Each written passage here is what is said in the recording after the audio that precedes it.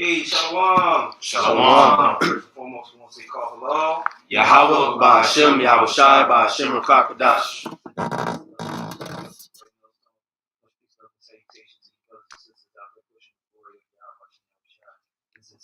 Truth. This is GMS Dallas, and this is another class. Today's class, as you can see from the title, is Identifying Officers.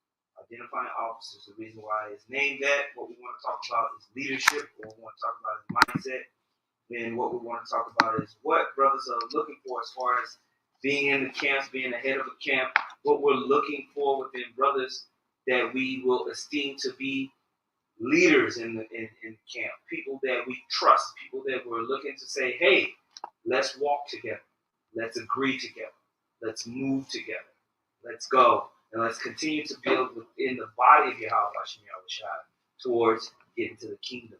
So we want to talk about some of those characteristics. Really, this is going to be something more impromptu. I'm coming off the top of the dome in the spirit.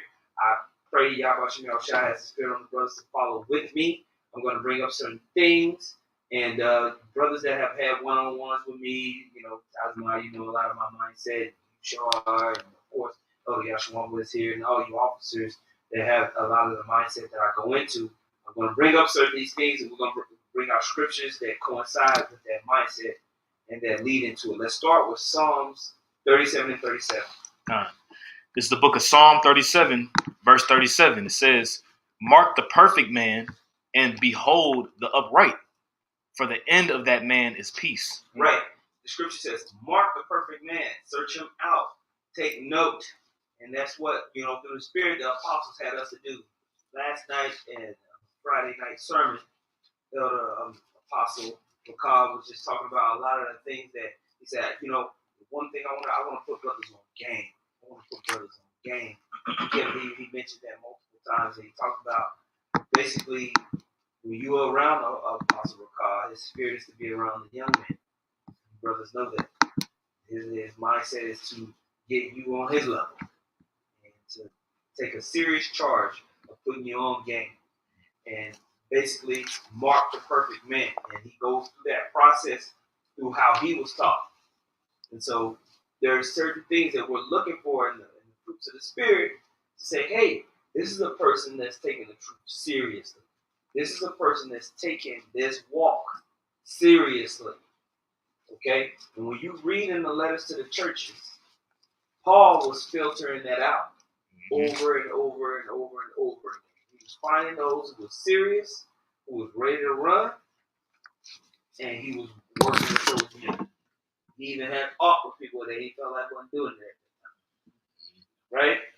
We read about this in the scripture.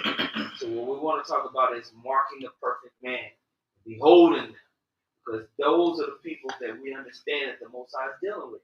We want to be of that, and we want the people that surround us to be of that. If you try to pull together an all-star team, you're looking for killers, right?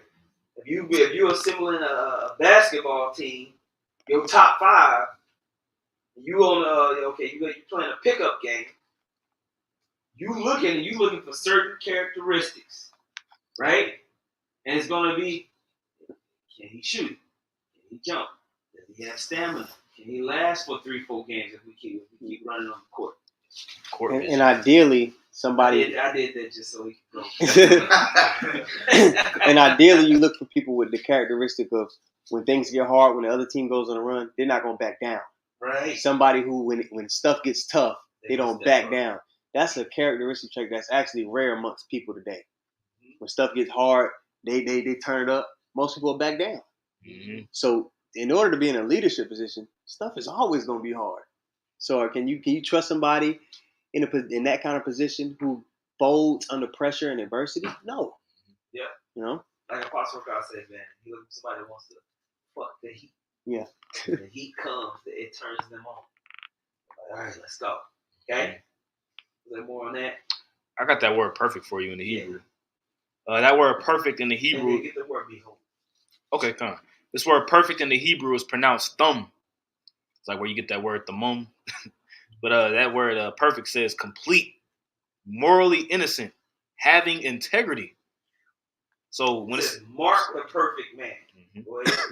Yeah, I was just going to add on to that point. So when it says mark the perfect man, you're looking for, when you're marking a man that walks with integrity in the spirit and power of Yahweh Shema Shai. A man that word integrity or goes back to that word integer, like a whole number.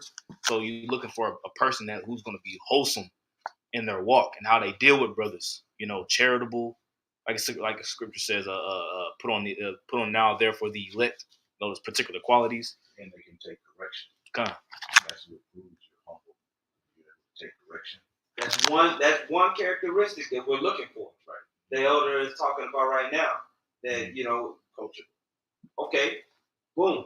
One of the characteristics of marking a perfect man, humility. Let's see if we can get some humility scriptures. Humility scriptures. When we can get just 2 or 3 humility scriptures, that's one of the things that elders, apostles are looking for when they're identifying a person that can be in a leadership position. Do you have humility? You got something? I do. Let's go check. This is Philippians 2:5. It says, "Let this mind be in you, which was also in Hamashiach Yahushua." He's our greatest example to date of humility. Mm-hmm. It says, "Who being in the form of the Most High, thought it not robbery to be equal with the Most High." No entitlement. It says, "But made himself of no reputation and took upon him the form of a servant." He gave up his divine privileges, right, to come onto the earth. But he didn't come to the earth bragging and boasting that he came from the right hand. Right. Mm-hmm. Although those who understood him knew, but he was humble. He gave up his divine privileges to come on the servant. He took his rebuke. Yahushua took rebuke. He was rebuked by the Most High. That chastening that was put on him, that was as a son, he disciplined his son. You know what I'm saying? And we saw through Yahushua. He took it even when it came to the point where he was like, damn, is there another way? He accepted the Lord. And that's an important characteristic that we got to have in this truth. Servitude is the main attribute of humility. A man is humble by his service, right? Ability to serve. Continuing on just a little bit more, it says, "But made himself of no reputation and took upon him the form of a servant and was made in the likeness of men. And being found in fashion as a man, he humbled himself and became obedient unto death, even the death of the cross." It speaks for itself. Obviously, I could say more, but it says he humbled himself to the death of the cross. Somebody posted, I think, Elder Yahshua, that scripture where he basically asked for the Most High, Yahweh, to take that cup away. But he gathered his composure. He said, "But not as my will, basically as your will. Let your will be done." Just humility again. That's right. And if I may add to that point, just going into that, you went into how Yahushua took that punishment. He understood the Heavenly Father's will. A lot of times when you look at how things play out, whether it's in your life, whether it's a brother getting on you, and there's moments when you can look at yourself like, man, well, I'm doing X and X, what, right? Well, the Lord is having this brother or whatever circumstances that you're dealing with humble you. Because as Yahushua realized it wasn't his program, he knew that, obviously. But when he prayed to the Father for his will to be done, it's the same mindset that we have to apply within ourselves today, no matter what the circumstances are. Right. And so when identifying an officer, brothers or brothers that are in a certain leadership, the mindset or the spirit of humility, that's going to be things that are be looked at. You're going to go through things. You're going to be put in a position where your humility is going to need to show forth. Your ability to be at the bottom is going to need to show forth. Now, Spirit had it to where the second scripture that I wanted, we should know about the fruits, but let's go to 1 Corinthians 13. Start at the top.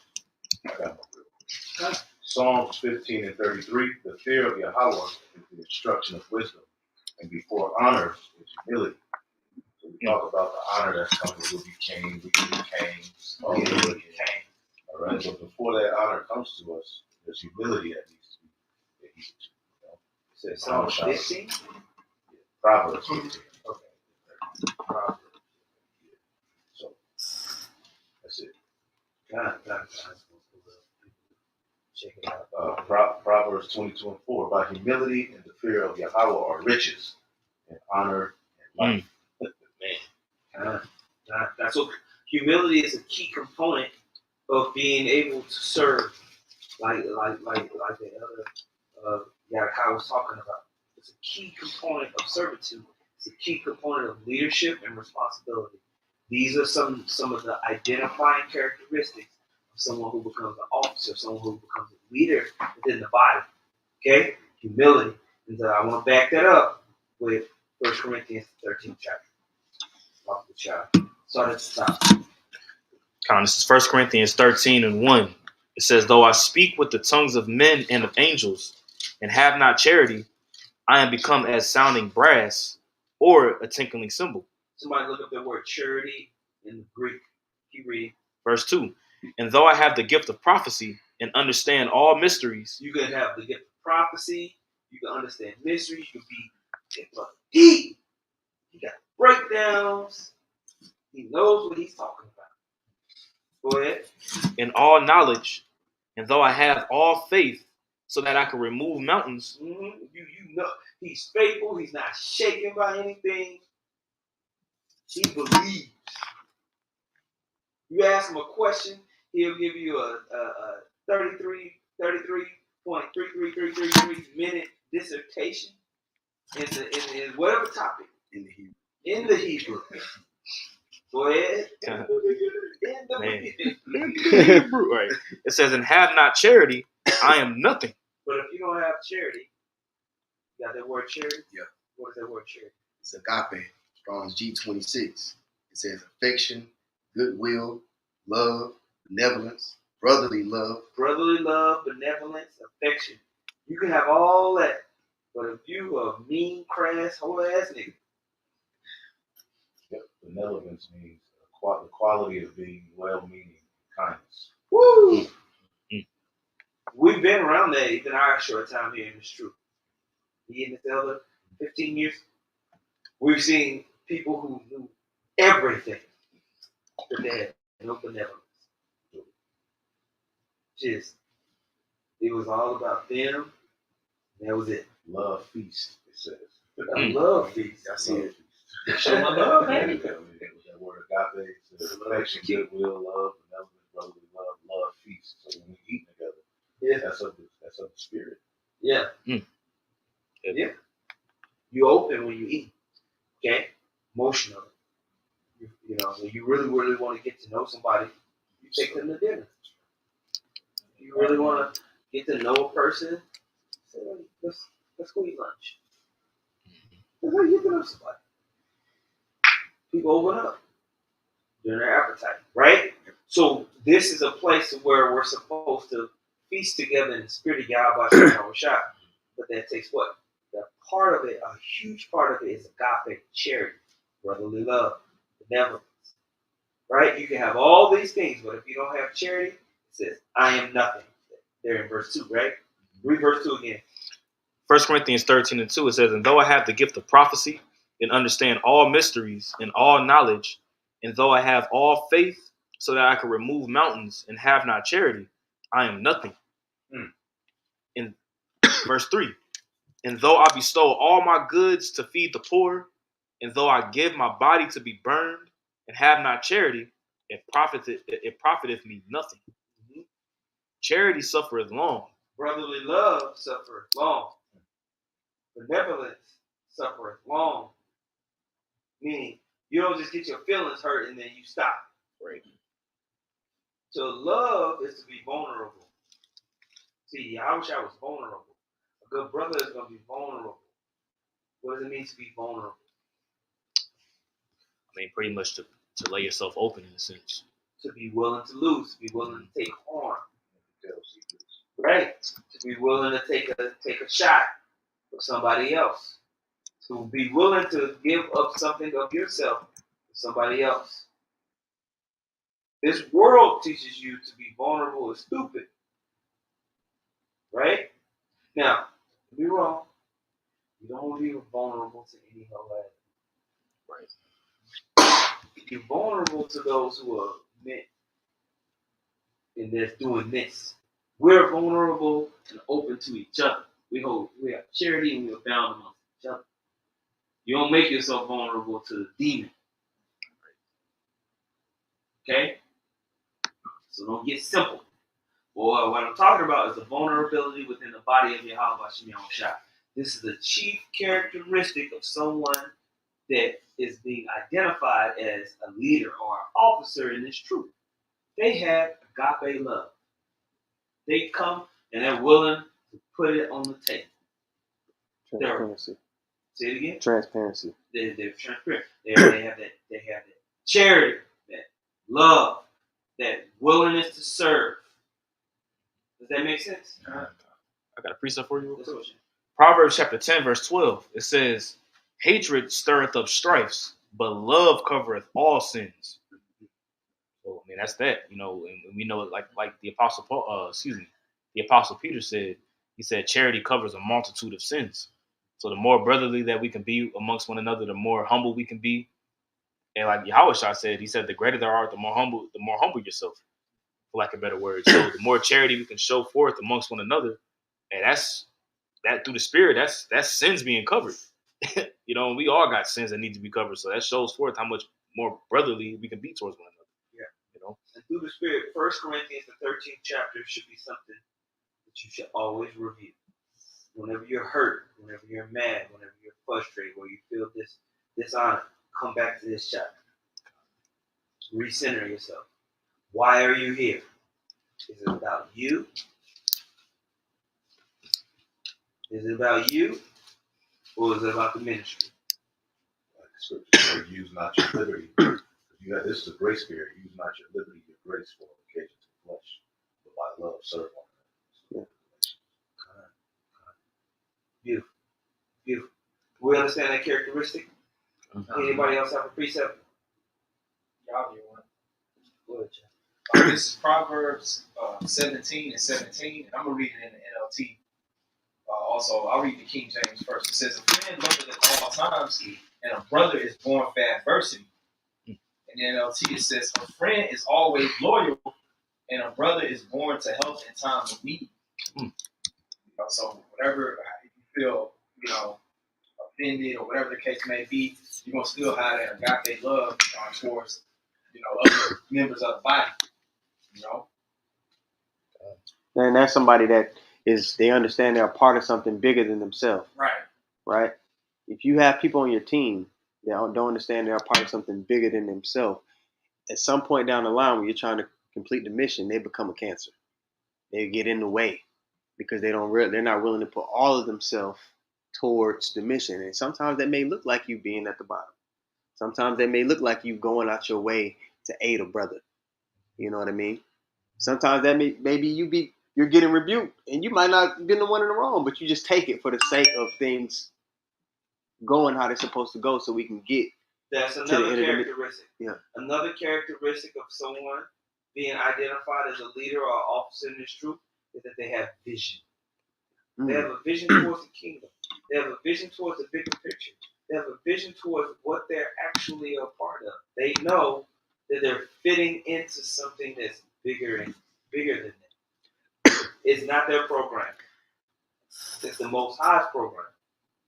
What's the scripture in Proverbs about vision? Proverbs 29. Pull that, Baba Rashad, and any other precepts about that.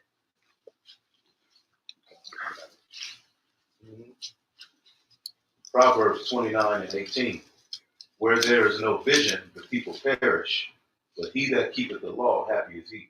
Bro, where there's no vision, where there's no foresight towards where to go, the people perish. What happens is there's wandering. If you don't have purpose in your life, you just do shit. If you think about the times where you were at the lowest of your low in your life, it's when you lost focus on your purpose and vision. No structure. You just was just like, Yeah. I got that word vision in Hebrew. kind of. Chazawan, vision in an ecstatic state, vision, oracle, prophecy, wow, divine communication, vision as the title of the book of prophecy.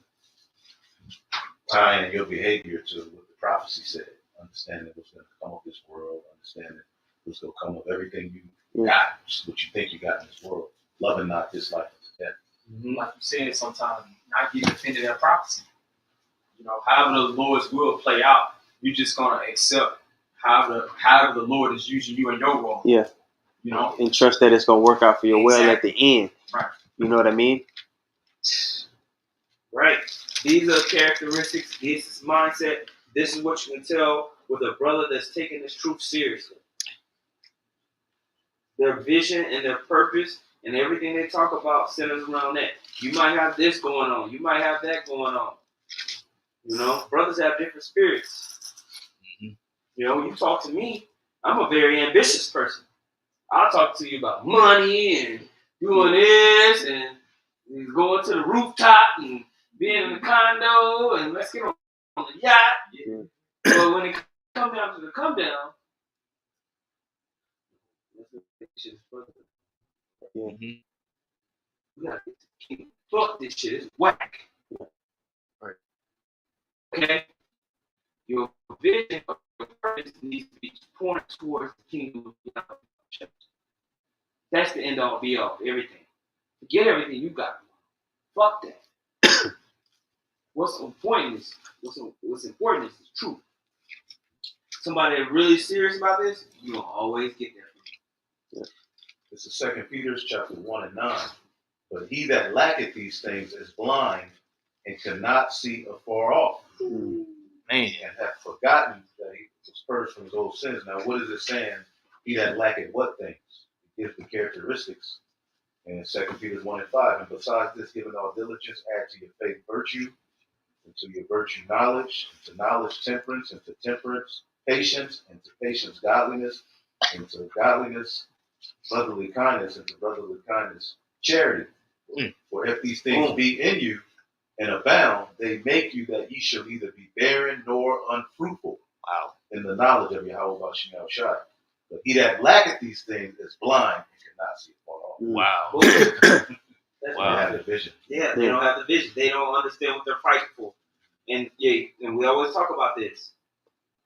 Usually around year 5 is where we see people start to lose their vision. Right? Man. I done gave up everything for this truth. Around year 5, they start blaming the truth for the reason why they don't have what they want in their life. When your life is trash before you came to this truth anyway. And then when they don't get their way in the truth, they lose focus. Instead of praying to the Lord, they lose focus. It's a lot you got to deal with in this truth. Yeah. When you're going through something, you forget to pray. Yep. Me and this brother experienced this. It was beautiful. Oh yeah, so the elder lost his keys, so like he was in the house looking everywhere. I'm talking about flipping everything upside down. Like we like, what I'm saying, where the hell is this key? We went down to the car. We looking everywhere. We like, damn. So I was over at Tyler's place. Yeah. I woke up. I had to go to work, and I couldn't find my keys. And I'm like, it's not like I was like I literally walked in your crib, laid down, went to sleep. Yeah. And it's like, where are my keys? Mm-hmm. So go ahead, bro. Yeah, so we looking for the keys or whatever, you know what I'm saying, and we, like I said, the couches, rooms, we looking everywhere, so we can't find. We can kind of getting a little frustrated. So it got to the point to whereas we looking on both couches. So I hear Elder Ariala in the back because he was in another room. He was like, man, you know what, man, it's my fault. You know what I'm saying? He was like, man, you know what, man, it's on me. And then I pray, I go in the corner. I'm like, Lord, how about So I just start praying. I'm like, I gotta be at work in like 15 minutes. I'm like, the spirit hit me. I'm like, I did something. I did. It's causing this. Mm-hmm. Stop tripping. Stop blaming everybody else. It's my fault. So I just started praying, whatever. And then he started praying, in the other room. We in both separate rooms praying or whatever. And so he said, what'd you say? So I was just like, I prayed to the Lord. I'm like, Lord, you know what I'm saying? Like, Baba Kashad, please just have us calm down and just understand the fact that you're doing this for a reason. And just allow us to just remain relaxed and show us what the problem is and have us not be confused.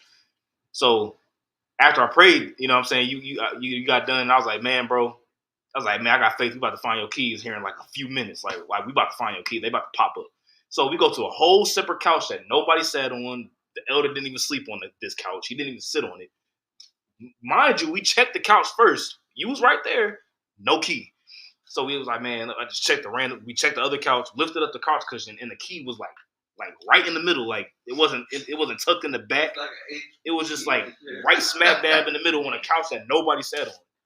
So I was like, bro, we checked this couch first, and it wasn't there. And it was like right there in the middle. And the Lord was like, we was in the car, it was like, man, the Lord was like, man, nigga. Like, pray. Why don't you pray to me, whole ass nigga like that? Like, all you gotta do is pray. You know what I'm saying? Why did you should just ask? You know what I'm saying? But as soon as we asked, like, not even a minute later, the key showed up. Like, literally, it was like a minute later, the key popped up on a couch that nobody sat on. Yeah. It was crazy. But, you had to be there. You had to be there to be like, dang. We found Nas' other clicker, like, his clickers was gone for months. Under the same couch that his key was, where it was found. Everything. You know what I'm saying? Like, damn. Worst cure for cancer. Man, but yeah, it was a beautiful experience. It was a learning lesson. Pray, bro. When you get mad, just pray. That's a key component of being an officer. Yeah, pray. Like, and I'm joking, but I'm not even joking. Pray. No, it ain't on you. It's on Yahweh, Hashem, Yahushua. That's it. Every attribute or gift that's been given to you, it was given to you. That's it. Yep. Prayer shows humility too. That you're dependent on the power source. I can't do it on my own. Yeah. I need help. Shit. That's why the word prayer goes back to begging. Mm-hmm. You're begging, right? It's the lowliest form of, you understand. Please help me. I got a quick one for you. This is the book of Philippians, chapter 4. I'm going to read this in the King James Version and the NLT. This is chapter 4, verse 6. It says, "Be careful for nothing, but in everything by prayer and supplication with thanksgiving, let your requests be made known unto the Most High." Verse 6 in the NLT. Don't worry about anything. What came to mind was the key situation. Right. Whatever situation that you might have your back against the wall in life, you feel like shit's happening. It says, don't worry about anything. Instead, pray about everything, even the littlest things. Man. Something that might even seem minuscule, like, I can pray about that. Because it's like I got bigger things to worry about. Lord, even want you to pray for that. Prayer is an act of faith. Overreacting can be an act of doubt. Man, yeah. Right. Man, bro. Sheesh. But it's not the easiest thing to put forth. But if you believe, first and foremost, in the blood of how about you got blood, you believe in that. It's a big piece of the puzzle. And have faith that all things are going to work out, even when it's like, yeah, right. And prayer is showing the Lord who he believes. Yeah. He needs me. Yeah. It's crazy because I'm gonna use this situation because I was cool at the beginning, but at the top, as the clock ticked, I got more frustrated. Yeah. I was like, fuck, I'm gonna be late. Yeah. So I ain't got time for this.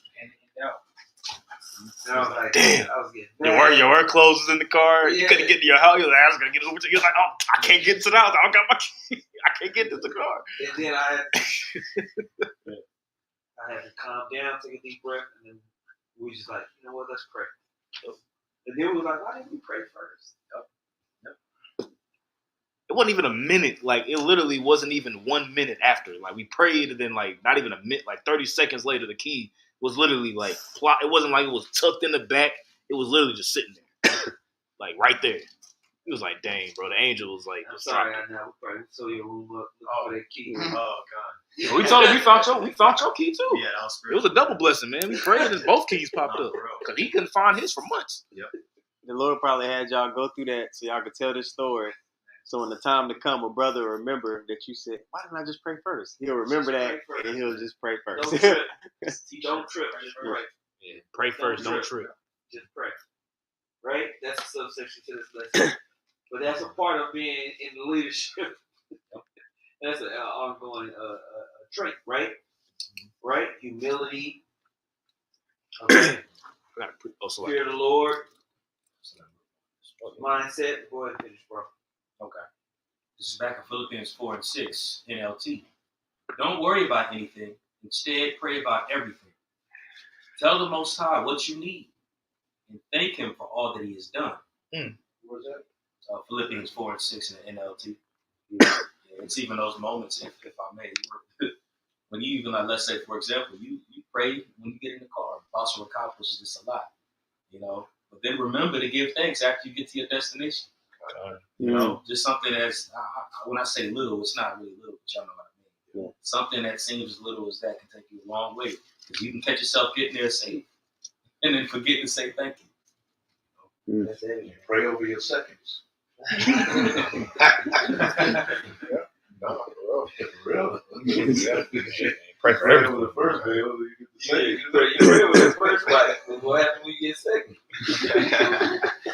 That's facts, though. I mean, it's true. Okay. Anybody else got anything? I got a quick one. Okay, go ahead. Psalm 102, verse 17, it says, He will regard the prayer of the destitute and not despise their prayer. So when you in a position where you feel destitute, hey, look, at the end of the day, that's something that Eldar and Naza said years ago. It always stuck with me. It's like, man, when you look in the mirror, always understand the fact that Yahweh Bashemal Shah is on the other side. Like he's controlling everything. Like, with your key, it was like, man, look, he's controlling that whole scenario situation with your key regardless. Because he put that scenario situation in our lives at that given moment as a test for us to, like, look, you call upon me and ask what you need for it. Look at me. Like, I'm the provider. Like, ask me. Versus trying to getting all frustrated. Bro, just ask.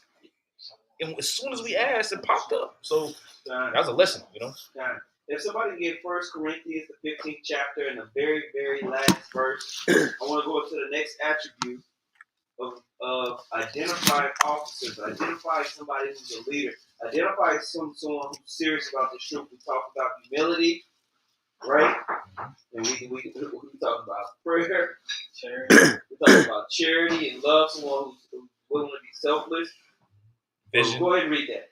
We talk about vision. Someone who has a vision for the truth first above their own goals and what they want. They're able to prioritize the truth first.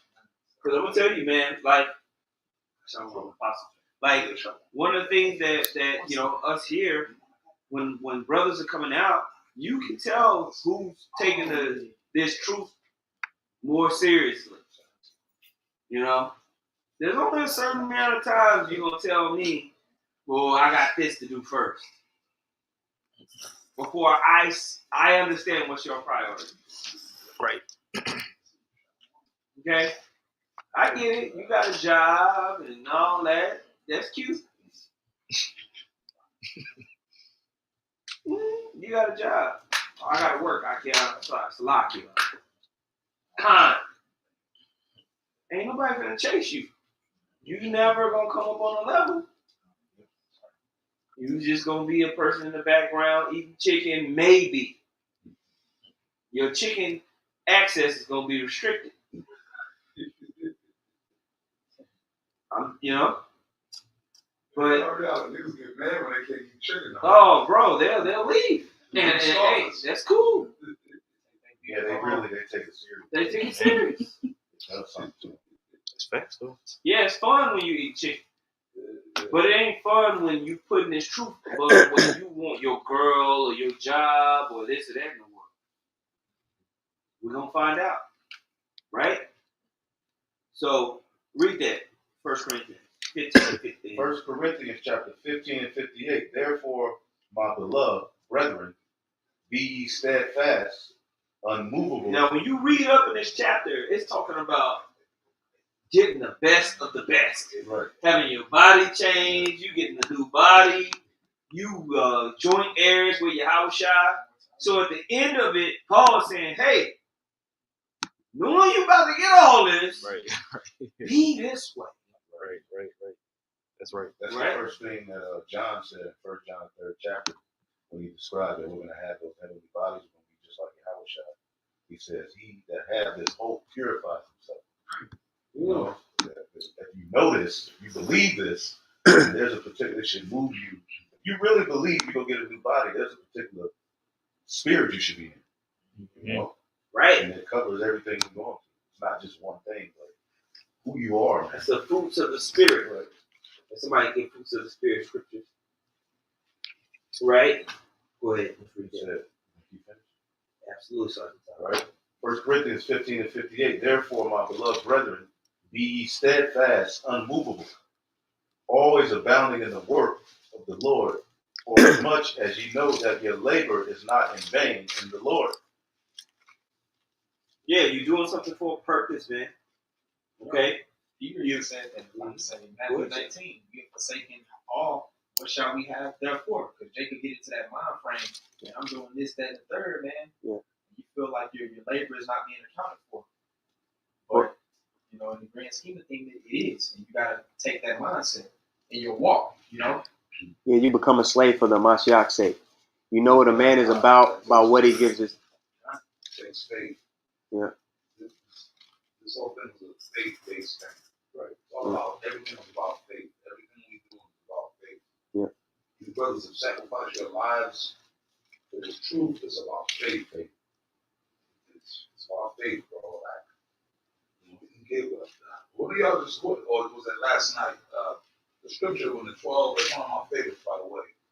We have forsaken all and followed the 12 kind of Yahweh shot straight. And they wasn't going off. They wanted to know. From the horse's mouth, so to speak. Hey, man, we gave up everything, man. We left our women and our kids. And we out here on the road with you, moving around, like doing this work. Like, what the hell we gonna get? You know? I wish I told them straight. You know? Yep. That's it. Like, so, hey, man, you give up this world. Y'all know we got brothers in GMS that y'all know, man. We got brothers that had careers in the NFL that give up millions of dollars. Like, that takes faith, bro. Yeah. Fame, fortune, and fame, and millions of dollars to be in the truth. So those gotta be men of the Lord. You know what I mean? Who gonna do that, bro? You already up in there. You making millions of dollars, millionaires that give up their millions and their fame and their glory in this wicked world, come and be on a low level in the truth. Not many people do that. Right. That's an attribute. Not many people could do that, brothers. Right. That takes some serious goddamn character, man. You know what I mean? Women, all kind of, you know. Yeah. That's a powerful thing, man. I'm like, damn. I wonder if I never been a millionaire, but I wonder if I had all that, what I had the character to do something like that. I mean, as a soldier.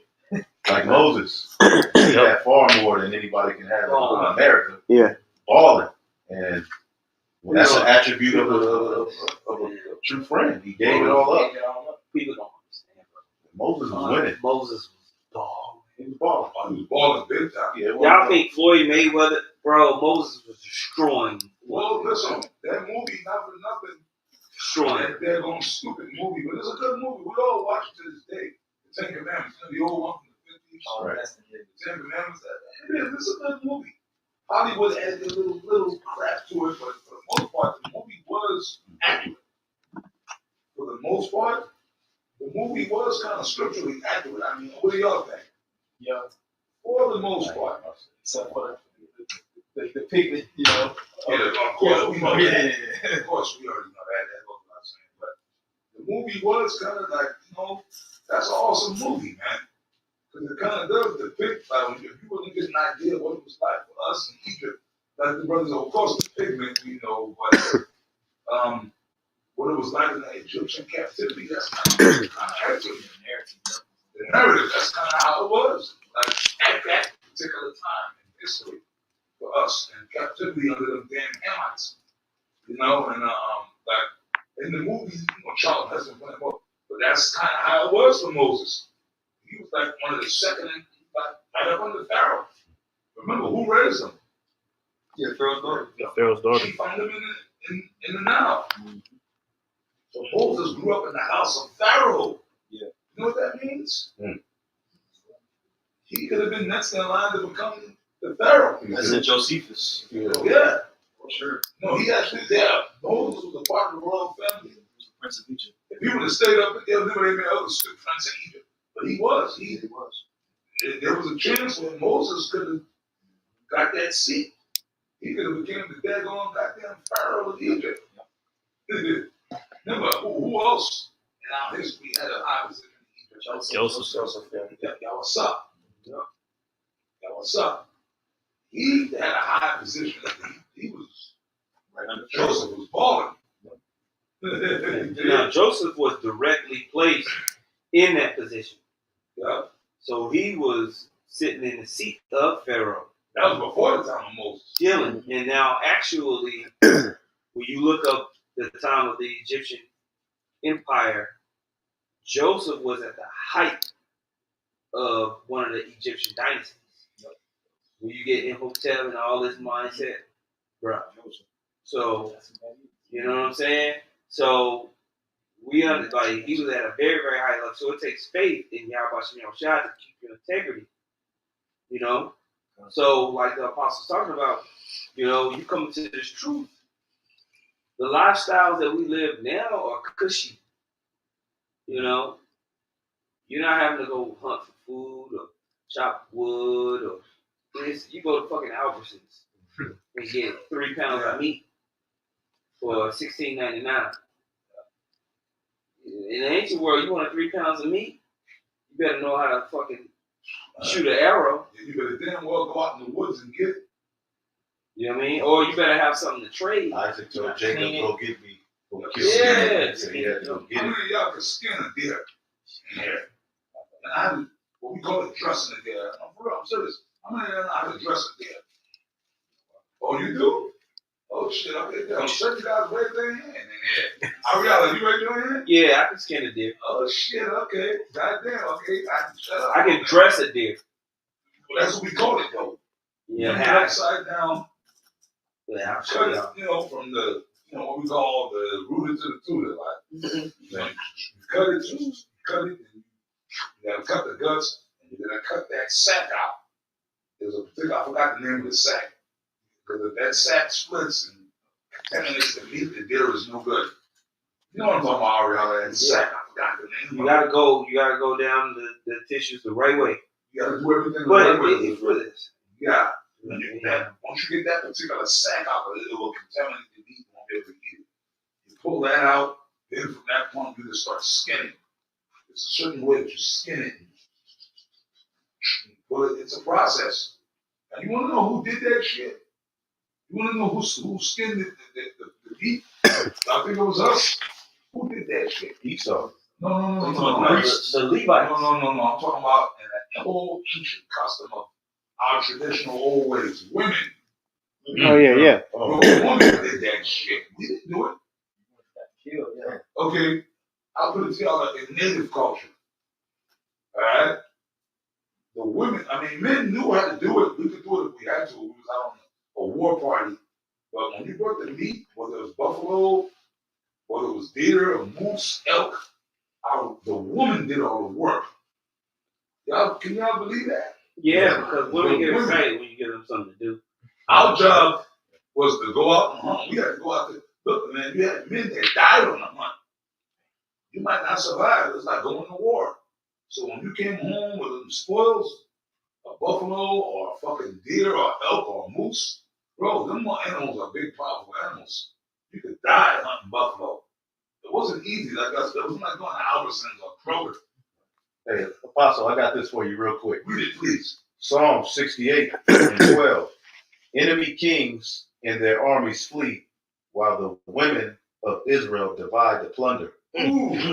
And I read it in the King James. It says, Ooh. Kings of armies did flee apace, and she that tarried at home divided the spoil. Ooh, that's scriptural. That's scriptural. Man. So, whoever knew it was scriptural, the men, our job is to go out and get. I know that get tired of me saying it, but man, Kevin Sanders, I know that nigga used to listen to us, man. I know he used to listen to us. He said, then we go out and get it. Your job is to be home, taking care of business. So if you're with a woman, your woman should be home. So there's no excuse when a man come home. Dinner should already be ready. The house should be clean. The kids should be taken care of. Everything should be wrapped up. Okay? Right. All you gotta do is come home. You know, y'all know the old saying, right? The pipe and slippers.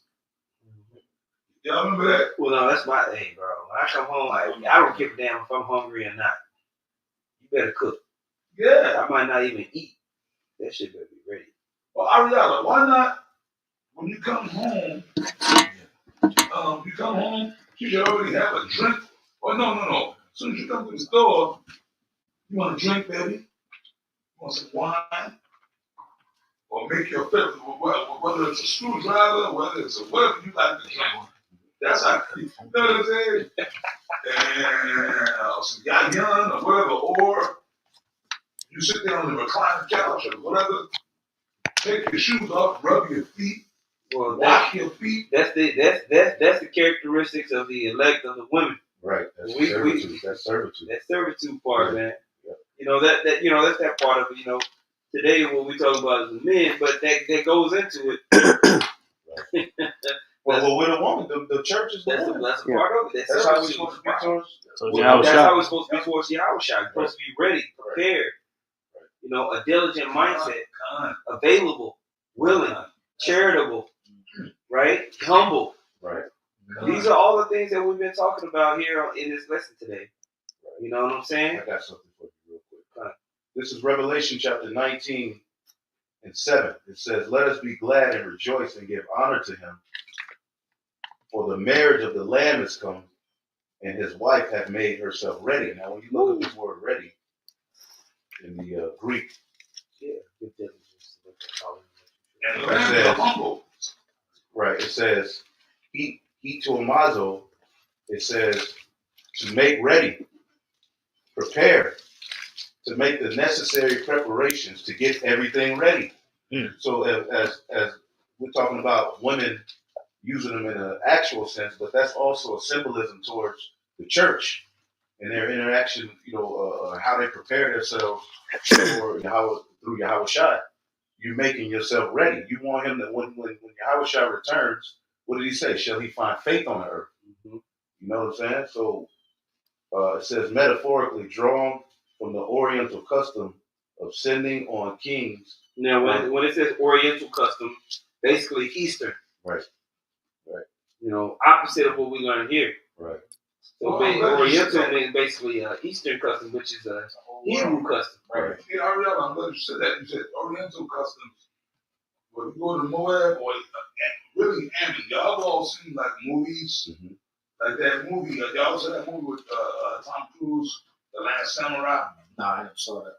Y'all better watch that movie, man. You better get to know kind of see you brothers, man. The Apostle to our brothers up this way watching movies.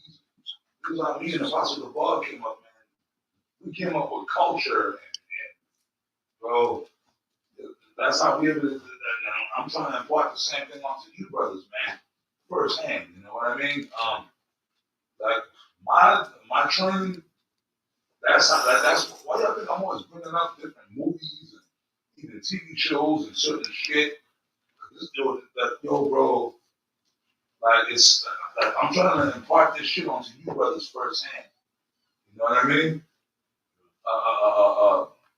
Oriental customs. You gotta watch that movie, Last Samurai. Watch that movie with Tom Cruise. And see, remember what I said about the movie did. Now I'm back. The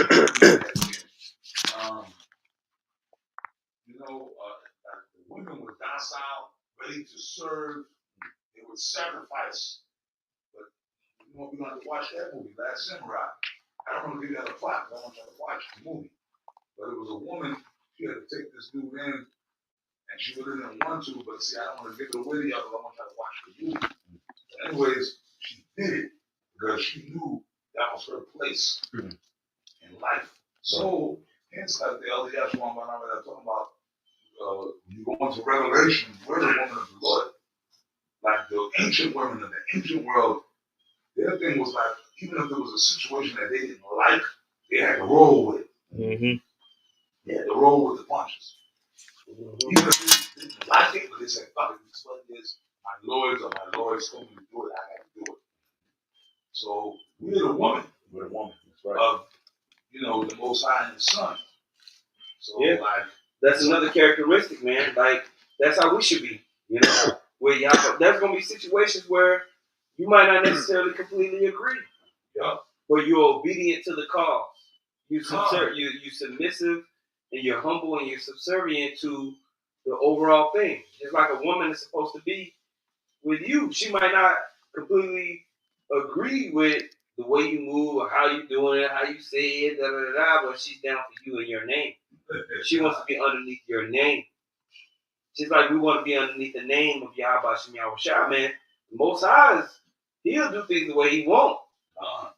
There's things that'll go down where you be like, why are you doing like that? Bro, what's going on? What's going on? Yeah. But he's pulling the faith out of you. He's pulling the obedience out of you, right? That's an identifying marker of somebody who's truly down.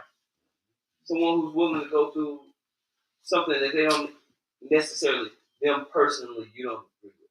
They can put themselves to the side and stick to the main vein. Hey, can I add? This truth is powerful, man. So you brothers got to realize something. You're in a spiritual thing, man. This thing is especially to you young brothers. You're not we're not just here to eat chicken. You understand? We're not just here to eat chicken. If these brothers get on you and curse you out and ride your ass, you gotta tough it out. You gotta tough it out.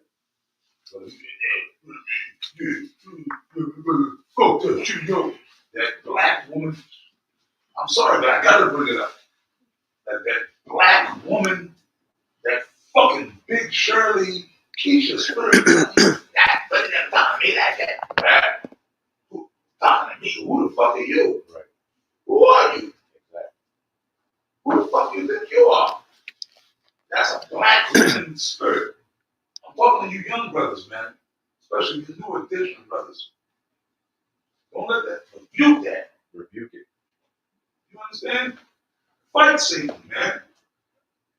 You understand? That's the problem, man. Not for nothing, man. King Marshall, man, going back in the days, man, so I came up under men. King Marshall, y'all, even some of them other guys, Lahab, even they said, that's the problem with so-called black man. So-called black, the Lahab, y'all know about Lahab, right? But even back when he was in his right mind, even he said, so the problem with so-called black man. The so-called black man in America, he's been emotionalized. Right. Even Lahab used to say that shit. It's true though. King Marshall, I was already out. Of course, man, back in One West, like when you first came to school, like that's the first thing that was taught to brothers coming into school. Back then, when we all first came back then, it was like, it's true, it was like that was one of the main things they was teaching us back then. Yeah. See, you jerks, all you jerks, all you brothers. The problem with y'all grew up under the black woman, under the nigger woman. So that's that nigger woman, black woman, feminine. But the funny part is the black woman ain't feminine. She's masculine. She's masculine as hell. Hey, the brother, the elder, the martial part up there in Indianapolis, that's a spiritual brother, man. He made a point. Because I said something, he said, nah, you know what? He said, I didn't say this. He said, it's funny. But it all go back to this mother effer. Right. You know what I'm talking about. My man said it. Say it, brother. Say it loud, exalt your voice. Esau. Right. The little brother said next to me. He said it. Say it again. Esau. That's right. That's why I put that bass in your voice. Hey, yo. Esau. This devil, this punk. We know that. It all go back to him. Right? He set this whole program in motion. See? To feminize the Israelite man. That's it. Right? So they took the Israelite woman and masculinized her. I don't know if that's a word. I just made it up. Hey, seems like it's He masculinized, but primarily the tribe of Judah. It's the truth. Because not for nothing, the women of the other tribes, they still kind of with their men. I'm talking about the northern kingdom. They're demons, don't get me wrong. They're demons. They're demons like hell. But you go outside, you can see, the Mexican woman is still with the Mexican man. The Puerto Rican woman is kind of still with the Puerto Rican. You see couples, you see Puerto Rican men, Puerto Ricans that even Gad, Reuben, Native American woman is still with the Native American. But it's primarily Judah. Not for nothing, even amongst the southern kingdom. Levi, the Haitians, the Haitian women, they gotta stick with their men. Not for nothing, even Benjamin. The West Indian women, they prefer to be with their demons. They're not right, but they, like, Jamaican, whatever, they stick with their West Indian men. But the main, Judah, because Judah's the head tribe. So the bulk of the curses come upon Judah. You know what I mean? So the so-called Afro-American, Black American, like the so-called black man in America, their woman has totally deserted them. But guess what? They deserted their man to go into the desert. We all know that. Look at the condition of the black woman today. Now they're thirsty. Now they want the black man back. But that's okay. That's all going to be straightened out. But to get back to the main point, we got to be, well, just like how the black woman is thirsty, y'all know what I'm talking about. They thirsty. They want to get with Jake now. That's how we got to be toward the Most High. Us in the truth. That's the class and the overall point that these elders are making. Well, that's a subsection of what we're talking about, because the main thing that we're talking about is us as the women. Us as the point.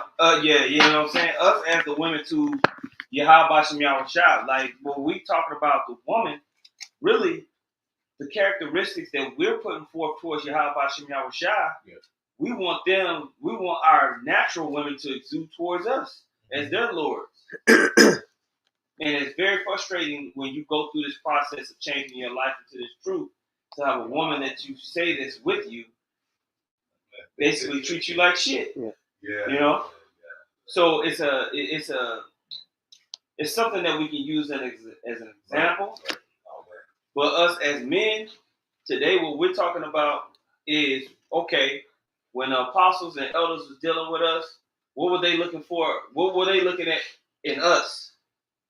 What characteristics to say these are men that are fit for leadership, or people that we can put trust into to forward the name of Yahweh Shem Yahushua. That's why we named this class Identifying Officers. What comes along with that? What mindset? What characteristics? Hey man, like I say, what the elder said, these brothers right here, when I say these brothers, Yashwamba, Ariada, Zaki ain't here. I'm cool. Y'all good. Everybody stay down, man. I'm chilling. You know me, I like to play the background, bro. I jump in when I like to jump in and jump out. These brothers right here, when I say these brothers, Elder Yashwamba, Elder Ariada, but I got to mention all the other camps, man. Indianapolis, I just got back from, the Elder D-Mash, the Elder Ayash, and them brothers, the California, Watsazak, Boston, Barack, Boston. We can't forget Boston, of course, man. Those are my brothers, man. Dama, I'm wise. Big man, I'm wise. Which really, real talk, Boston, which they don't get enough credit. Yeah, they kind of get a little overshadowed. They quiet. But they don't care. Yeah. They don't. Them brothers, those are men of the Lord, man. Adama and I'm wise. Man, y'all gotta start fucking with them and check out their videos, man. They heavy. Man. I enjoy watching the count. I love those brothers, man. I miss them. Man, like Appalachia, man, next time I get to the East Coast, I gotta go see them. When you go, I'm gonna go. Come on. I gotta go see them. Lord willing. Appalachia, man. I gotta go see those brothers, man. Those are our brothers, man. I got it. Please. This is 1 Corinthians 3:9. For we are laborers together with the Most High. Ye are God's husbandry. Ye are God's building. Mhm. See, according to the grace of God, which is given unto me as a wise master builder. Now, what is a husbandry? A planter, a farmer, a person that's set to forward growth, right? And that's a tedious task. That takes diligence. It takes consistency. It takes knowledge. It takes patience. A farmer, he knows mathematics. He knows. He's a meteorologist. Okay, he's a botanist. He understands animals. He understands. A farmer ain't just no regular dude, bro. When I talked to my granddad, he would tell me about crop. He was talking about metrics and all types of weights and what it would actually take to make a profit. He knew the seasons. He knew the stars. He knew all of that stuff. And this is when I was 9, listening to him. But when I got older, I understood the depth of his knowledge in order to be a husband. Right? So the Most High is grooming us, and he's doing it with intelligence. We're not accidentally here. Planting a garden is I know as I was a little kid, my uncle used to curse me out. You get emotional. Ooh. Now what the fuck you doing? You putting it right there. You got to move a certain amount of feet, put the next seed and the next, just planting a garden, man, is like heavy. It's tedious. It's tedious. You can't just put a seed in the ground and think it's going to grow. Yeah, man. My grandmother teach me how to plant gardens and shit. Right. So if we are the Most High's husbandry, how tedious is it to grow the truth, to grow the elect? It's a hard If you're a seed of faith that's been planted in the ground, how tedious is it to grow that seed into a fruitful plant that's meat for repentance? Well, bro, like I said, well, I hate to use the word starting out, but that's not when we started out. But it was the spirit of the Lord when we got on YouTube. When we first got on YouTube, and we was just teaching, bro. Like we didn't expect all this. Right. We really didn't expect this. That was planting seeds. Teaching, that's like a seed plant. Elder Yashawamba, we didn't we knew it, but at that point, man, we had already been through. I'm sorry, brother. We had already been through so much shit. So it was like at that point, we didn't give a fuck, man. We didn't give. We was just going for broke. But we knew we wasn't gonna stop teaching. But Apostle Tahar, man, that man's faith is like more powerful than any other person I've seen on the planet. You know what I mean? In my life. Like he never quit. We didn't quit either because we were riding off his faith, man. Right. Yeah. You know what I mean? He had the vision. Apostle Tahar, man, the vision he never quit, man. The whole 30. It's like he was relentless. He's just relentless, man. He's just a relentless motherfucker, man. Like he don't care. Yeah. He's really about this. Yeah, read it, brother. Read it. This is Matthew chapter 13. And everything we're talking about goes back into the original title.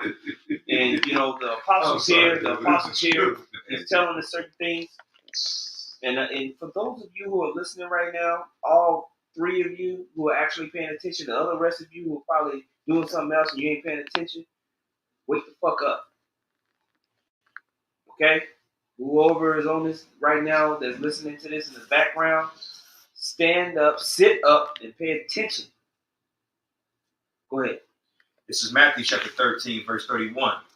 And it says, "In another parable he put forth unto them, saying, The kingdom of heaven is like to a grain of a mustard seed, which a man took and sowed in his field, which indeed is the least of all seeds." Hey, have you ever seen a mustard seed? It's little. It's so small. It's like, but it's the least of all the seeds. You see a watermelon seed, how big a watermelon seed is. Now, a mustard seed ain't nothing compared to that. It's like a little grain of sand. Read. It says in verse 32, which indeed is the least of all seeds. So the least of all seeds, meaning It's like it's unaccounted for. It's so little. Go ahead. But when it is grown, it is the greatest among herbs, and becometh a tree, so that the birds of the air come and lodge in the branches thereof. Yeah, but when it's grown, all the birds they come and they sit and they are able to eat and sustain themselves off the least. The Most High deals with things like that. It's an ecosystem within itself.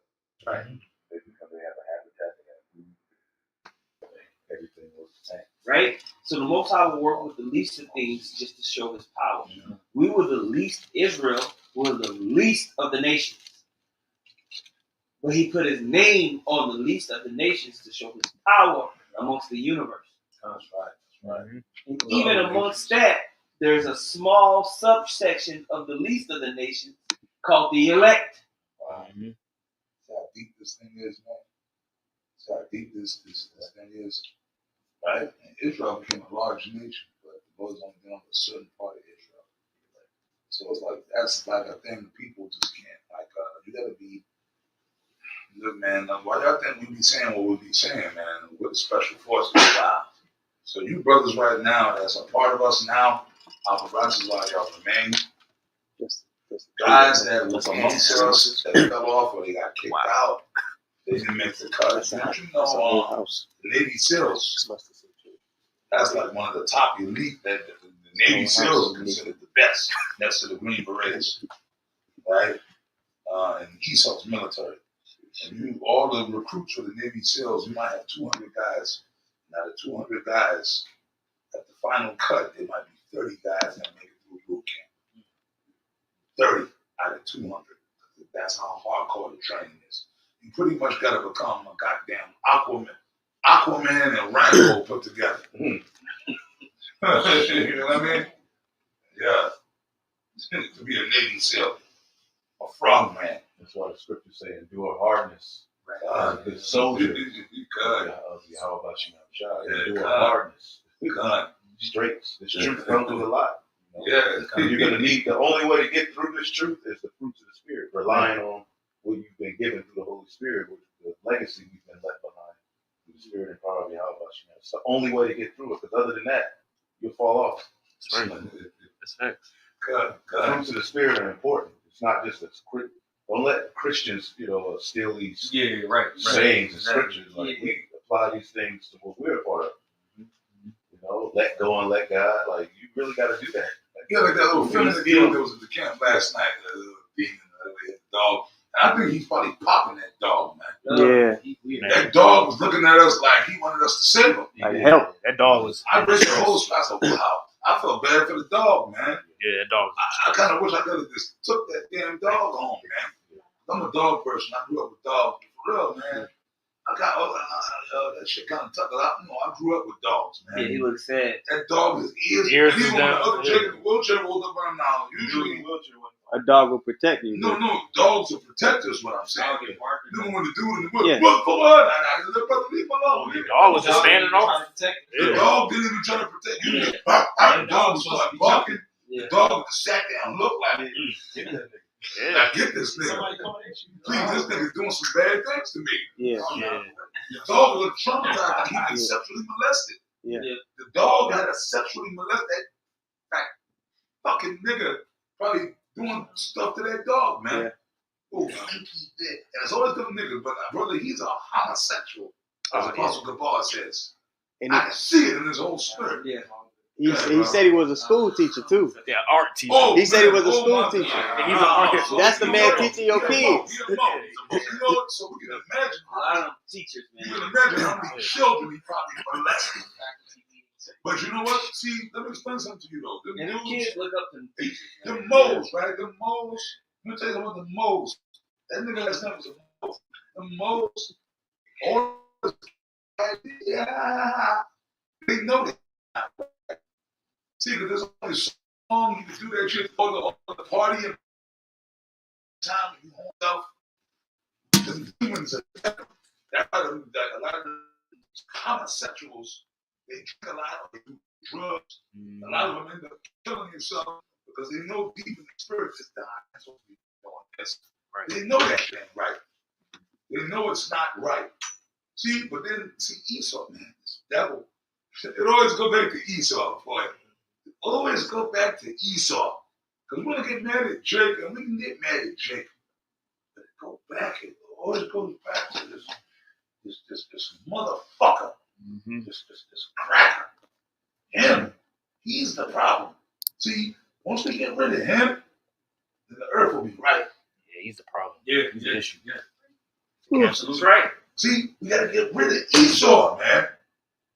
We got to get rid of this motherfucker. Well, the Most High I'm wants that. sorry, brother. We got to get rid of this. He got to go. Well, the Most High wants that, man. The Most High wants to get rid of him. Right. The And only it starts thing with- that- it starts with Well, I was going to talk about that because the only thing that we can focus on is getting right with Yahweh. We God. deserve slavery. We earned it. We earned the right to get our asses beat by the worst, scummiest, lowest pieces of crap. The lowest of the DNA pieces of crap rule over us. Yeah. I have my kids. I have my daughter, and she goes out in the world. She's gonna go out in high school, and she's looking at Edomites as actual mates. Oh. Nah. You know what I mean? Nah, It don't matter what I say. nah, bro. It doesn't matter what I say. I can talk about Esau all day, but she's out here in this world. I'm looking at my son. You know what I'm saying? He's out here. And he's friends with Edomites. Yeah. And he don't understand what's going on. See, the only thing I can say is what I say. But it really don't even matter. The only thing that we can do is preach Yahweh Shem Yahushua and get the hell up out of here. That's it. That's it. That's medicine. The only thing that I can do is identify other men that want to preach Yahweh Shem Yahushua and get the hell up out of here, man. Hey, but I just want to throw this in there. You know, fuck the white boys, but them snow bunnies, you can have them. That's your right. Those are your women. Okay? Okay? When you go to school, don't look at the white boys as your equals. They're not your equals. But them, They ain't nobody your equals. ain't none of them your equals. Yeah. But you know what I'm saying. You know, the little pretty little white girls. We don't keep that off camera. We don't keep that Yeah, Go let's ahead. For sure. And I'm just throwing that energy out there. You can have that. No, when Apostle Paul said that, the white woman, well, the fine looking ones, that's our women. I got it. Those are not the white man's women, those are our women. about the whole world, man. You know, the White Castle, Yeah. the snowflakes, those are our women. God. And the Most High made them for us. Clip that and send that to the Fine Chicago white women. camp. I ain't talking about large. Okay? Let's get a few more points. Yeah. This is another good one for identifying officers right here. This is Jeremiah 5:1. Run ye to and fro through the streets of Jerusalem, and see now and know, and seek in the broad places thereof. If you can find a man, if there be any that executeth judgment, Mark the perfect man, like we started this out with. Go ahead. that seeketh the truth, and I will Yeah. pardon it. Now, and so, you Akim that are out here, for you young brothers, will you display charity? Do you have vision for this truth? Right? Or are you willing to be humble and willing to take the low road? Take the low road. Okay? Consistency, mindset. Alright?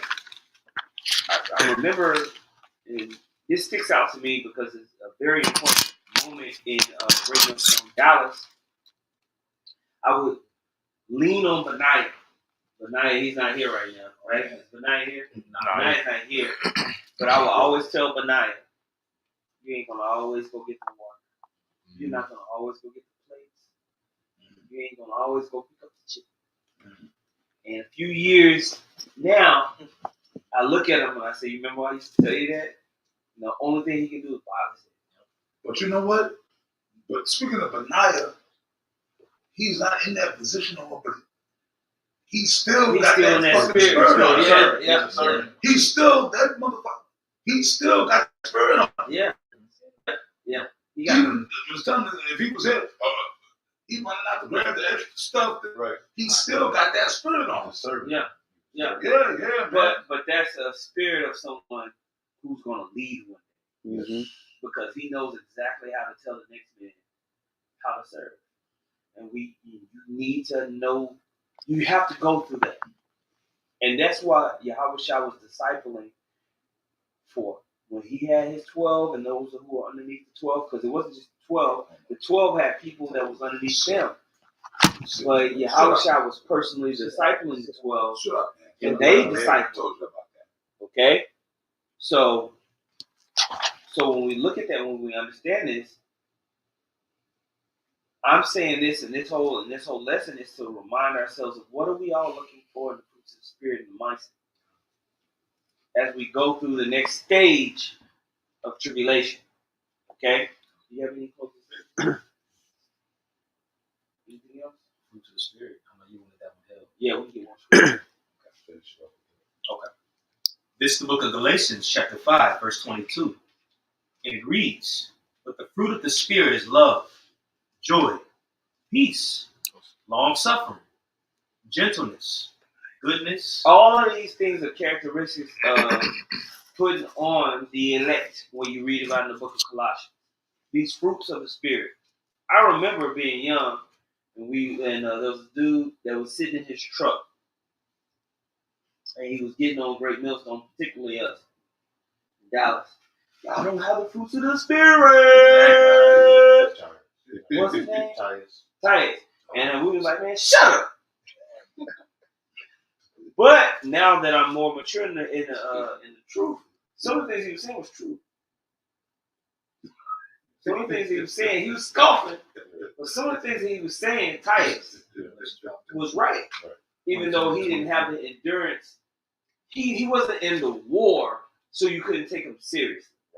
Because you're not fighting, you're not taking the bullets. Like, shut the fuck up. It's like someone who never got into a fight telling you how to fight. Yeah. Even though they read the book on fighting and they were telling you something that might be technically correct. Never got the experience. But it's like, you shut the fuck Well, up. the scriptures say consult not with a coward in the matter of war. Right. Yeah. And now as I reflect back on some of the things that he was saying in the truck, the fruits of the Spirit are crucial to I think I've us. seen some of his videos before. No, you haven't. No. Yeah. I saw a video of some dude in the pickup, the 18-wheeler. There's been a bunch of them. No, he wasn't in there. He's been a bunch of them. I think he's too below your pay grade. No, you don't. Yeah, he's too low. It's a lot of niggas. He's way Scarlet trucks. He's too low level. But you have to see him. Yeah. That's crazy. He didn't never reach that level for prostitution. He knows amongst the Cali camp. Yeah. I don't think he didn't reach that height. Okay. I seen one dude in an 18-wheeler doing a video. Millions of them. Yeah, nah. The nigga in the truck. He didn't make it to that level. He didn't scoff that. But I do remember him saying that about the fruits of the Y'all don't Spirit. have the fruits of the Spirit. The prodigal child. We just thought that was something Christian, you know. Right. It sounded Christian. But the actual breath of when you understand the fruits of the Spirit and the growth of the ministry and the purpose of why we're being assembled into the time of Jacob's trouble, which is I'm heavy on that right now. I'm very, very heavy on that right now. I think the brotherhood is underrated. I think that brothers don't really understand how important it is that we're all being gathered into the time of Jacob's trouble. I think that it's very underrated what's going to happen when shit hits the fan. Just the fact that we know each other. And what the Most High is going to do with that. I think it's extremely underrated. And it's important that we are able to operate amongst each other in a certain type of way. I think that us understanding how to operate as brothers makes the scriptures jump off the page. Just like the MOTV jumps off the page. Man, that's right. The brotherhood, understanding how to identify brother, knowing the fruits of the Spirit, knowing what you're looking at as far as a brother is extremely important. Because you're going to have a whole bunch of whole-ass niggas try to tell you that they're a brother. Soon, when shit hits the fan, everybody's a brother now. I've been watching. I've been down. Don't Yahweh Shem Yahweh Shabra die with a whole bunch of exclamation points at the end of it. Yeah, yo. Fake. It's gonna change. It's gonna change. You'll see all the If stuff. you don't have the spirit to identify, no. There's many that say, Lord, Lord. But we're coming into a time where you need to know. Nah, bro. Don't bring them niggas around me. Because you're going to get his feelings hurt and yours. That's your man. That's your man. That's your man. You're going to get his feelings hurt That's your and man. yours. That's You your need to man. understand who's real and who ain't. Now. If you was actually down for us, you would have been here. And that's why I say this. People come by, they be dropping by the camp talking about, y'all you should have been right here preaching with us then. If you believe so hard. You're running a red light, man. Identifying officers, identifying leaders, identifying people who actually care about this. What are the characteristics in the mindset coming into a war? Don't get hit by friendly fire. Can I just add a quick point? Because you mentioned where it says put on there for the elect, and it gives you the qualities like meekness, gentleness, but at the last part of that chapter, it says the last thing it says is charity. It says, which is the bond of perfectness. That bond is like a cohesive agent charity is that glue that sticks everything together. So like, huh? Oh, Slack it. Adhesive. My bad. But yeah, it's the bond that pretty much connects all of those, like you read in Peter. If you don't have those cardinal values, then your vision lacks. You don't have the vision. That's what Yahweh Shah did when he came on the scene. He was showing forth the disciples to be faithful and how to be brothers of one another. He exuded that to the highest level. That's why the scripture says, "Let this mind be in you, which is in Yahweh Shah." I just want to make that point. Anybody else got any closing statements? A little more to this Go ahead, Champ. Call it and read, please. God, this is back in the book of Galatians, chapter 5, verse 22. It says, "But the fruit of the Spirit is love, joy, peace, long-suffering, gentleness, goodness, faith." How do you have those type of characteristics?